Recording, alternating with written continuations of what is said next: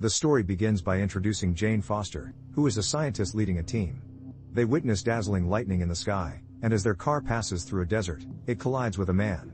When they step out, they see that he is not wearing any clothes, and instead, he hands them clothes. This man turns out to be Thor. The story then transitions to the 21st century, directly from the 10th century, where giants are shown wanting to conquer Earth. They arrive from France, Japan, and Vietnam planets. In reality, in this entire story, not only different worlds are shown but also 9 different planets, each with its own king. The other 8 worlds want to establish their dominance on 8 planets, and this begins today. The leader is known as Epilogue, and before conquering India, arrogant kings come to confront them.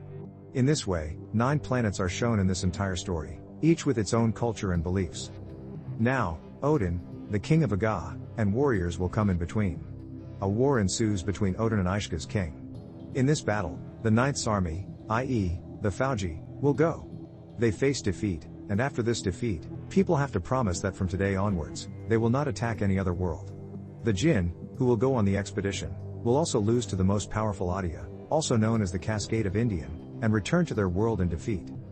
Time passes slowly, and many centuries pass.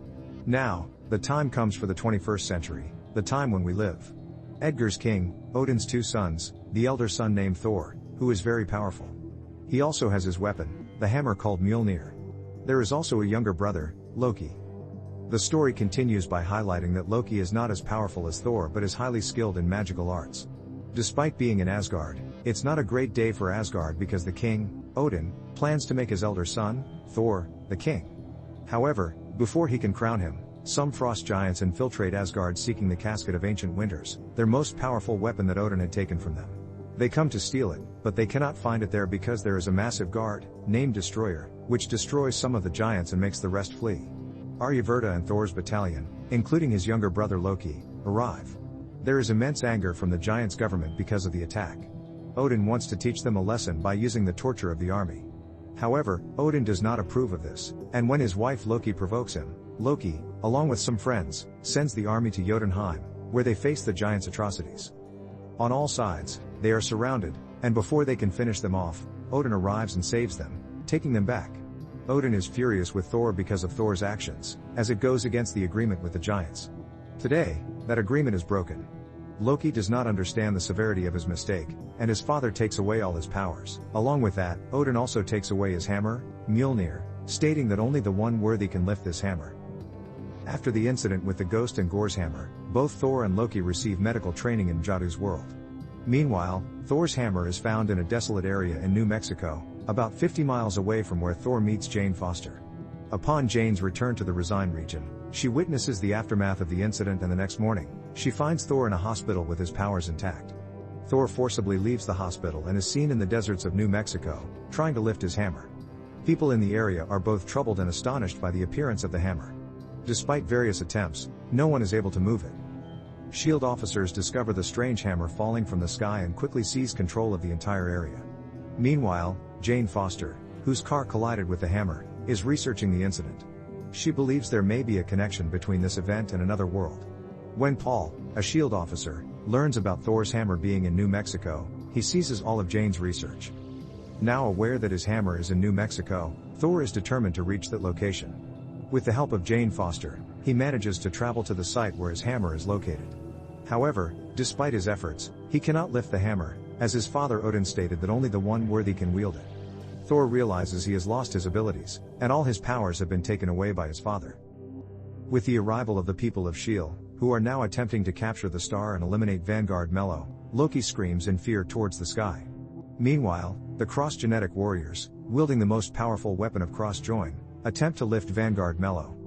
In response to the threat, Loki is seized and taken to the headquarters of S.H.I.E.L.D. The ruler, King Odin, reveals to the people that centuries ago, when they conquered planets in the galaxy, they found a child in the temple of Lucy, the ruler of the cross-join, and adopted him. This child, Loki, was raised as Odin's own son, alongside Thor. Odin hoped that Loki would bring peace between the races, being a symbol of unity. However, Loki, overwhelmed by the revelation that he is not Odin's biological son, experiences an emotional breakdown. He confronts his adoptive father about the lies, expressing his pain and the struggles he faced when compared to Thor. Loki is confronted by the SHIELD officers. They confiscate the evidence of his research on the other world, and Loki, determined to retrieve his hammer, heads to New Mexico. There, he witnesses the chaos caused by Thor's fall. Thor, after learning of Odin's demise, expresses his desire to return. Loki, tormented by guilt, Loki grapples with his emotions. As Loki resumes his journey, Eric, another individual, arrives on the scene, adding a new dimension to the unfolding events. Eric works with Jane Foster and is actually her professor. Eric shows his fake ID to the SHIELD officers, claiming to be a scientist. Although Jane realizes the ID is fake, they decide to let him go. Later, both Jane and Thor end up at Jane Foster's place. Slowly, a deep friendship blossoms between Jane Foster and Thor. They fall in love, and Jane Foster opens up about her true self. Thor, who was supposed to become the ruler of Asgard, was attacked by SHIELD agents. Due to the assault, he couldn't ascend to the throne, and now he finds himself on Earth. On the other side, Loki is revealed to possess the gas of angels, a dangerous weapon. He approaches the leader with a shield and a sword. The sword has the power to travel to any world, and Loki vouches for its loyalty. Without his permission, no one can travel to another world. Loki then goes alone to the place where he will meet the King Lofar. King Lofar is revealed to be Loki's father, and he instructs Loki to defeat Rowdy. In exchange, Loki will become the permanent ruler of the Jotun realm, fulfilling his long-standing desire. As part of the agreement, Loki manipulates the Night Guard to turn against Thor's friends. Devon, one of Thor's friends, discovers Nilüfer's deceitful moves, and Loki heads to Earth. There, he reveals everything to Thor, informing him that his father is alive. However, Loki now wants to kill them both to become the eternal ruler of the realm. Thor is furious about Loki's betrayal. The US Guard has also learned that Thor's friends went to inform SHIELD everything. Meanwhile, the Destroyer, a demonic entity with the power to destroy, is sent to Earth by Loki. Thor and his comrades confront the Destroyer, but its immense power overwhelms them. Uday, realizing Thor's friends are in danger, sacrifices himself to save them, facing the Destroyer alone. He challenges the Destroyer, but before his mighty strike, he falls severely injured. Now, Thor's dormant powers start reawakening, as he had risked his life to save his friends. The forceful blow on the Destroyer is so powerful that it falls far away, severely damaged. Despite the injuries, Thor's strength and abilities return, and his shattered Mjolnir also comes back to him. Meanwhile, Loki, in Hidalgo, unveils the gas of angels to the frost giants, instructing them to attack Earth and Thor's comrades. Back on Earth, Thor confronts the Destroyer and defeats it completely with his regained powers. On the other side, in Vanguard, Loki brings people who are masters of solitude, intending to use them to kill the ruler of the Rajuri. Novi Odin, about to be killed, witnesses Loki's betrayal as he kills Lucy before the fiery destruction of his own body. Loki's cruel actions aim to gain Odin's favor and make him the ruler of the US Guard. The scene continues with Earth being shown as Handel attempts to run, trapped in the snow.